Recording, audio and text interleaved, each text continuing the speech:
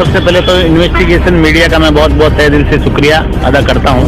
ये संवेदनशील इंसान है जितेंद्र जी शर्मा, जिन्होंने मेरी पीड़ा को पूरा समझा। आईपीएस जहाँ जहाँ रहता है वो अन्याय अत्याचार करता है और 8 के करीब उसके खिलाफ मामले दर्ज हो चुके हैं क्रिमिनल। भू माफिया के साथ, हिस्ट्री सीटर के साथ पुलिस के आईपीएस आनंद शर्मा, डीवाईएसपी और सीआई गंगाराम खामा कोतवाल खुद शामिल है। वो व्हाट्सएप पे गया, उसने पढ़ते ही वहाँ पुलिस फोर्स लेके आ गया और पूरे हॉस्पिटल को हाईजैक कर लिया। वो एएसआई मुझे कह रहा है कि ये तो शुक्र मनाओ पत्रकार जी, मुझे तो कोतवाल साहब गंगाराम जी ने कहा था कि ये गाड़ी लेके जाओ और जहां भी वीरेंद्र पत्रकार मिले पहले तो उसको वहीं पीटो जबरदस्त, फिर उसको गाड़ी में पटक के थाने ले आओ, यहाँ पट्टों से उसको मारो और फिर आप ST/SC का और राजकार्य का मामला दर्ज करा दो उसके खिलाफ।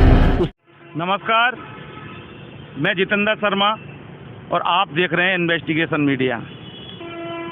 आज हम बात करेंगे एक ऐसे पत्रकार की, एक ऐसे सामाजिक कार्यकर्ता की और एक ऐसे इंसान की जो वाकई आम आदमी की मदद करता है, समाज सेवा का भी कार्य करता है और अपने अखबार में जन सरोकार की खबरों को प्रमुखता से छापता है, प्रकाशित करता है। सिस्टम और प्रशासन के खिलाफ जमकर तलवार से भी तेज कलम चलती है, क्योंकि पत्रकार के पास सिर्फ यही एक हथियार होता है जो कलम होती है। लेकिन अब आपके जहन में बात आ रही होगी कि आखिर में ये बातें आपसे क्यों कर रहा हूँ, तो मैं आपको बता दूँ, पाली के पत्रकार हैं वीरेंद्र सिंह राजपुरोहित। उनके साथ कुछ ऐसा वाकया हुआ है कि मदद करने के दौरान सिस्टम और प्रशासन के टारगेट पर इनको लिया गया, मुकदमे दर्ज कराए गए, गिरफ्तारी की पूरी तैयारी पुलिस ने की। लेकिन चूंकि सजग नागरिक हैं और हाई कोर्ट की शरण में जाने के बाद इन्होंने पूरे मामले में अपना बचाव किया। वीरेंद्र सिंह राजपुरोहित हमारे साथ मौजूद हैं। मामला क्या है खुद बताएंगे अपनी जुबानी इन्वेस्टिगेशन मीडिया के कैमरे पर। वीरेंद्र सिंह, आप बताएं क्या मामला है और उस मामले के अंदर आखिर ऐसा क्या कुछ आपने कर दिया, क्योंकि पत्रकार पत्रकारिता करता है, दुश्मन होते हैं, लेकिन आपने ऐसा क्या किया, क्या छापा और किस प्रकार की किसकी मदद की और किस मामले में मदद की जिससे कि आपको पुलिस की प्रताड़ना का शिकार होना पड़ा? बताएं पूरा मामला। नमस्कार, सबसे पहले तो इन्वेस्टिगेशन मीडिया का मैं बहुत बहुत तहे दिल से शुक्रिया अदा करता हूं कि इन्होंने मेरी पीड़ा सुनी और ये संवेदनशील इंसान है जितेंद्र जी शर्मा, जिन्होंने मेरी पीड़ा को पूरा समझा। 1-2 घंटे मेरा पूरा इंटरव्यू पहले ही लिया और पूरी मेरी जो घटना बताई उसको बड़ा संवेदनशील होकर सुना। मीडिया में सबसे ज़्यादा ज़रूरत अभी संवेदनशीलता की है। अब मैं जितेंद्र जी बात करता हूँ। वर्ष 2017 में मैं पत्रकारिता में आया और ह्यूमन राइट डिफेंडर के रूप में, मानवाधिकार रक्षक के रूप में और सामाजिक कार्यकर्ता के रूप में मैंने पाली में काम किया, जनहित में काम किया, लोगों को कानून संविधान से जन जागृत किया और काफ़ी लोग वहाँ जागृत हुए अपने हक अधिकारों के लिए। मैंने मेरा एक देश के नागरिक होने का पूरा मेरा जो धर्म है, मेरी जो इंसानियत है, मानवता है, मैंने वहाँ पूरा मेरा धर्म निभाया और मैंने खूब लोगों की वहाँ सेवा की।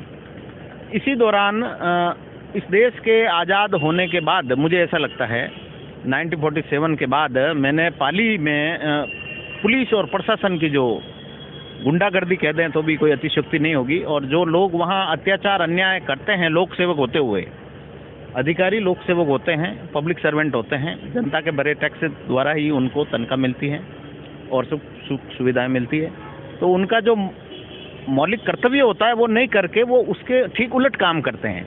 तो मैंने वहाँ देखा एक मामले में एक हत्याकांड हुआ था वहाँ पे, राजेंद्र सिंह हत्याकांड। उस मामले को मैंने प्रमुखता से उठाया। उसके बाद ये हत्याकांड कब हुआ था? ये 2016-17 में ही हुआ। ठीक है। उसको मैंने प्रमुखता से उठाया और पुलिस की कार्य प्रणाली को जब मैंने देखा तो मुझे बड़ा आश्चर्य हुआ कि एक माँ का, एक पिता का, एक बेटा और एक बहन का अकलौता भाई, उसकी एक षड्यंत्रपूर्वक हत्या हो जाती है और पुलिस उस माँ की FIR तक दर्ज नहीं करती है। तो मुझे लगा ये मामला बड़ा खतरनाक है और इसमें आवाज़ उठानी चाहिए, मुझे ऐसा लगा और मैंने शिद्दत से आवाज़ उठाई। उसकी FIR दर्ज नहीं की पुलिस ने। दीपक भार्गव IPS था, ऐसे समझ लीजिए वो IPS जहाँ जहाँ रहता है वो अन्याय अत्याचार करता है और 8 के करीब उसके खिलाफ मामले दर्ज हो चुके हैं क्रिमिनल। उसने एफआईआर, उसकी माँ की आंखों को आंसू को नहीं देखते वो एकदम नरादमी हो गया, उसने नहीं की। उसके बाद 156(3) में हमने बड़ी मेहनत करके इस मामले में एफआईआर दर्ज करवाई, जिसमें पुलिस ने आज दिन तक कुछ नहीं किया। ये मेरा पहला मामला था। उसके बाद मैंने अनगिनत मामले, आपने मदद करके उनके खिलाफ एफआईआर दर्ज करवा दी। सवाल ये कि आपके खिलाफ एफआईआर क्यों? इसी क्रम में मैं बता रहा हूँ जितेंद्र जी, ऐसे कई मामले हैं, लेकिन मेरे जैसे ही मैंने इस मामले को उठाया तो मुझे लोगों ने वहाँ बहुत मुझे वाहवाही की और मेरी जो मैंने कलम की धार वहाँ चलाई उसका असर दिखा। तो काफ़ी सारे पीड़ित मेरे पास आने लगे और आशा लेके आते थे और उन्हीं आशाओं पे मैं खरा उतरता था। वर्ष 2019 में एक ऐसा ही मामला, एक पत्रकार, पाली का स्थानीय पत्रकार, उसके पिताजी ने कोई प्रॉपर्टी ले रखी थी अपने पार्टनर्स के साथ, बेशकीमती प्रॉपर्टी थी पाली बस स्टैंड के सामने। उस प्रॉपर्टी पर विवाद चल रहा था, कोर्ट में, न्यायालय अभी में विचाराधीन है वो मामला, सिविल सूट चल रहा है। उस मामले के अंदर पुलिस ने दखलंदाजी करके और एक भूमाफिया ने दखलंदाजी करके कुछ वहाँ असामाजिक तत्व गुंडे भेजे, जो जिसमें हिस्ट्री शीटर भी शामिल थे। वो तलवारों से उन्होंने पत्रकार के पिता पर और हमला किया और वहाँ कब्जा करने की कोशिश की। मैं घर पे सो रहा था तो वो मेरा मित्र था पत्रकार, वो आया भाग के भाई साहब मेरी ये तकलीफ हो गई, तो मैं वहाँ साथ गया और वहाँ पुलिस की जो मैंने कार्यप्रणाली देखी उससे स्पष्ट लग रहा था कि भाई पुलिस इस पूरे मामले में इन्वॉल्व है। और पीड़ित पक्ष जो था वो भी मुझे बार बार यही कह रहा था कि ये पूरी पुलिस इसमें इन्वॉल्व है और पूरा पुलिस को मैनेज करके ये मामला किया गया है। और वहाँ एक जिसके हाथ में तलवार लगी उसका मोबाइल कटा, उसकी अंगुली के गंभीर चोट लगी, उसने स्टेटमेंट भी दिया। जब पर्चा बयान होते हैं जिसको बोलते हैं, तो ललिता कुमारी बनाम स्टेट ऑफ उत्तर प्रदेश कानून सुप्रीम कोर्ट का आदेश बड़ा एफआईआर दर्ज संबंधी, वो कहता है कि भाई जो पर्चा बयान है वही एफआईआर है, वही दर्ज करनी है। लेकिन इसमें जैसे ही उसने ये कथन कहे एक एएसआई को कि भाई इस पूरे मामले के अंदर भूमाफिया के साथ, हिस्ट्री शीटर के साथ पुलिस के आईपीएस आनंद शर्मा, डीवाईएसपी और सीआई गंगाराम खामा कोतवाल खुद शामिल है, इतना कहते ही उसने पहले तो रिकॉर्ड ही नहीं किए, पर्चा बयान ही रिकॉर्ड नहीं किए और ना नुकुर करने लगा वो एएसआई मोतीराम देवड़ा। तब उसने जिद की तो उसने नाम तो लिखा, लेकिन वो नाम लिख के व्हाट्सएप पे उसको भेज दिया, गंगाराम खामा कोतवाल था जो। उसने वहाँ से जैसे ही वो व्हाट्सएप पे गया, उसने पढ़ते ही वहाँ पुलिस फोर्स लेके आ गया और पूरे हॉस्पिटल को हाईजैक कर लिया और उसको बंधक टाइप बना दिया, जो पीड़ित है जिसके तलवार लगी है, और उस पर दबाव बनाने लगा, तूने ये पर्चा बयान दिया है, ये तुम पर्चा बयान खत्म करो।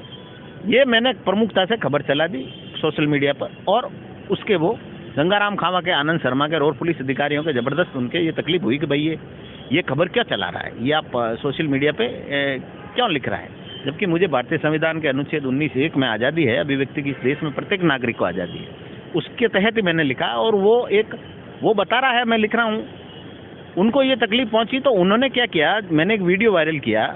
उस वीडियो में वो जैसे वो शख्स बोल रहा है कि ये सभी पुलिस अधिकारी इस षड्यंत्र में शामिल है, वो वीडियो रिकॉर्ड है मेरे पास। वीडियो है आपके पास? है मेरे, निकालो एक बार। वो मेरा वीडियो मेरे मोबाइल के अंदर है, मेरे डेटा बना के सीडी बना के मेरे कंप्यूटर में रखा। ठीक है, अभी मेरे पास। चलो कोई नहीं, मैं आपको भेज दूंगा। हाँ, बताएं। उस वीडियो में वो देखिए, मैं आपको बता दूं कि जो वीडियो वायरल हुआ था और जिस वीडियो के कारण ये सारा खेल हुआ था, वो वीडियो इन्वेस्टिगेशन मीडिया को ये भेजेंगे, चूँकि उनकी सीडी बना के रखी हुई है। और कभी कभी क्या होता है कि पत्रकार अपने मोबाइल में कोई डाटा रखते हैं और कभी जब पुलिस की हाशिए पर चढ़ जाते हैं तो पुलिस के पास पूरे राइट होते हैं, वो सबसे पहले एक पत्रकार का मोबाइल आदि ये छीनती है और सारा डाटा खत्म कर देती है। तो पत्रकार होने के नाते और सजग नागरिक होने के नाते इन्होंने उसको अपने लैपटॉप कंप्यूटर में डाल लिया है, हम उसको भी दिखाएंगे आपको। अच्छा, इसके बाद क्या हुआ? वो वीडियो मैं आपको दूंगा, आप चलाना, प्रमुखता से चलाना, वो मैं न्यायालय में भी पेश करूंगा। उसके बाद उस वीडियो जैसे ही मैंने थोड़ा सा अंश चलाया उसका, तो उनको लगा कि यार इससे तो अपने खिलाफ एफआईआर दर्ज हो जाएगी। तो उन्होंने क्या किया, कोतवाल गंगाराम खामा ने, कि वो जो पर्चा बयान में वीडियो जो मेरे पास है उसमें जो मुस्तगिस है, जो पीड़ित है, जो परिवादी जो कह रहा है, वो अंश पुलिस अधिकारियों का डिलीट कर दिया। खुद ने ही पर्चा बयान एक फर्जी तैयार किया और खुद ने उस मुख्य अंश को हटाते हुए एफआईआर दर्ज कर ली। साइन वाइन नहीं है पर्चा बयान पे, साइन भी नहीं है मुस्तगिस के, फर्जीवाड़ा किया थाने में। फिर उसके बाद जब ये मामला मैंने उठाया और उसकी मदद की पीड़ित परिवार की, पत्रकार के पिता की, उनके साथी पार्टनर्स की, तो पुलिस की नज़रों में मैं विलेन बन गया। बात यह है, पुलिस ने जैसे ही मैंने वीडियो चलाया तो पुलिस के सीआई एसपी आनंद शर्मा, गंगाराम खामा कोतवाल तत्कालीन, इन सब ने षड्यंत्र रचा मेरे खिलाफ और मेरे खिलाफ एक एएसआई को आगे लाए, मोतीराम देवड़ा, वही जो जिस आईओ था उस मामले में और जिसने मेरे वो बयान ले रहा था, पर्चा बयान, उसको आगे करके और मेरे ऊपर एक, मैं घर पे सो रहा था उस समय की घटना बता के मेरे ऊपर 186, 189 में एक इस्तेगासा दर्ज करवा दिया राजकारी में बाधा का।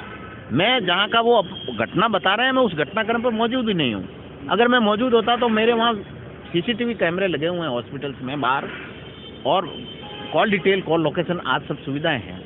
पुलिस सबसे पहले वो लगाती उस फाइल में, लेकिन इन पुलिस वालों को सब पता था कि ये लगाते ही अपन फंस जाएंगे, तो उन्होंने ना तो वो कॉल डिटेल लगा रहे हैं, ना कॉल लोकेशन लगा रहे हैं, ना वो कोई सीसीटीवी की फुटेज लगा रहे हैं। एक ऐसा ही आरोप ये लगा रहा है कि मैं इन दो आरोपी जो 151 में बंद करके लाए हैं, इन दोनों का मैं पोस्टमार्टम वो मेडिकल करवाने हॉस्पिटल ले गया।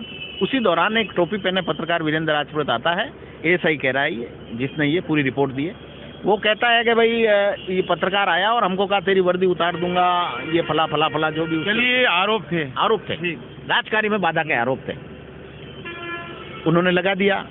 कितने मामले आपके ऊपर दर्ज हुए हैं? अभी मेरे ऊपर पाली में 2018 का मेरे पास कैरेक्टर सर्टिफिकेट है, पाली पुलिस का ही दिया हुआ है 2018 का। 18 के बाद ये लोग षड्यंत्र करने लगे मेरे खिलाफ। पुलिस ने आपके ऊपर क्या कार्रवाई की अभी तक? 186, 189 में गंगाराम खावा जो कोतवाल है, उसने, उस एएसआई ने मुझे बताया, मैंने एएसआई को पूछा कि मोतीराम जी यार मैंने ऐसा क्या किया जो आपने मेरे ऊपर इतनी गंभीर धाराओं में मामला दर्ज करा दिया। तब एएसआई मोतीराम देवड़ा ने जो कहा है वो बहुत सुनने लायक है। इस देश की पुलिस और इस देश के पुलिस अधिकारी किस तरह से टारगेट करते हैं, वो एक एएसआई मुझे कह रहा है। मैं इस देश की, प्रदेश की जनता को और इन्वेस्टिगेशन मीडिया के समस्त व्यूअर्स को बताना चाहता हूँ, वो एएसआई मुझे कह रहा है कि ये तो शुक्र मनाओ पत्रकार जी, मुझे तो कोतवाल साहब गंगाराम जी ने कहा था कि ये गाड़ी लेके जाओ और जहाँ भी वीरेंद्र पत्रकार मिले पहले तो उसको वहीं पीटो जबरदस्त, फिर उसको गाड़ी में पटक के थाने ले आओ, यहाँ पट्टों से उसको मारो और फिर आप ST/SC का और राजकार्य का मामला दर्ज करा दो उसके खिलाफ। उस एएसआई के ये कथन है जो उन्होंने मुझे बताया एएसआई ने। तो ये स्थितियां हैं, मैं आपको बताना चाह रहा हूँ। जब अगर पुलिस जनता की सेवक है, अगर इस तरह से ही करती रहेगी, क्योंकि पुलिस का स्लोगन तो साफ है कि आम जन में विश्वास और अपराधियों में भय, लेकिन पुलिस आम जन में भय अगर खुद पुलिस ही पैदा करेगी तो फिर पुलिस का इस्तकबाल कैसे बुलंद होगा। क्योंकि हमारी पुलिस, ये हमारी पुलिस है और पुलिस को जनता की रक्षा अपराधियों से करनी होती है, ना कि खुद आम जनता को पुलिस परेशान करेगी। इन्वेस्टिगेशन मीडिया के लिए मैं जितेंद्र शर्मा।